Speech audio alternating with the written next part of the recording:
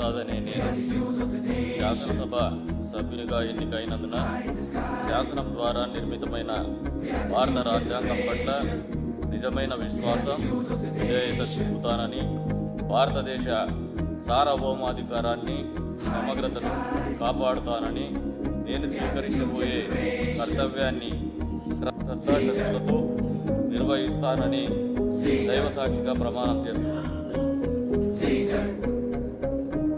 ఆంధ్రప్రదేశ్ శాసనసభ సభ్యుడినైన కందికుంట వెంకట ప్రసాద్ అనే నేను సభ నియమాలకు కట్టుబడి ఉంటానని, వాటిని అనుసరిస్తానని, సభ మర్యాదలను పాటిస్తానని, సాంప్రదాయాలను గౌరవిస్తానని దైవ సాక్షిగా ప్రమాణం చేస్తున్నాను.